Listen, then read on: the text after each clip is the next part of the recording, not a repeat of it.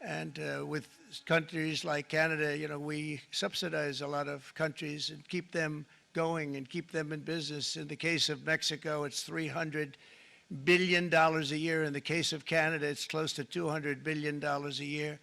And I say, why are we doing this? Why are we doing this? I mean, at what point do we say, you got to work for yourselves and this is why we have the big deficits. This is why we have that amount of debt that's been placed on our heads over the last number of years, and we're really not taking it anymore.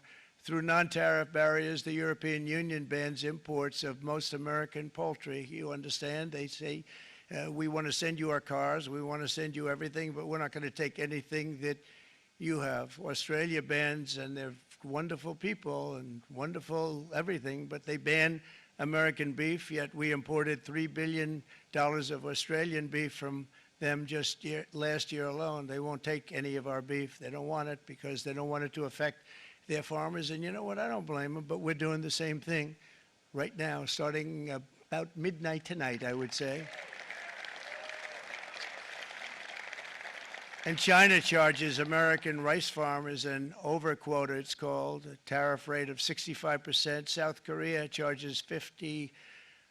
Actually, they charge different, from 50% to 513%. And Japan, our friend, charges us 700%. But that's because they don't want us selling rice and other things. Who can blame them, Madam Secretary? Agriculture, great job you did on eggs, by the way. The egg prices came down 50%. You got them down 50%. Once we got involved, they were going through the sky. The egg prices, they were going through the sky, and you did a fantastic job. Now we have lots of eggs, and they're much cheaper, down about 59% now, and they're going down further.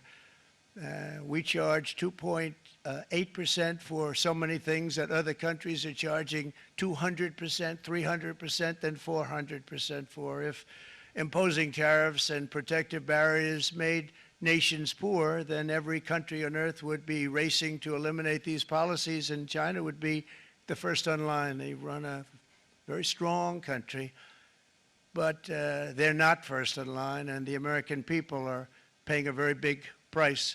From 1789 to 1913, we were a tariff-backed nation, and the United States was proportionately the wealthiest it has ever been.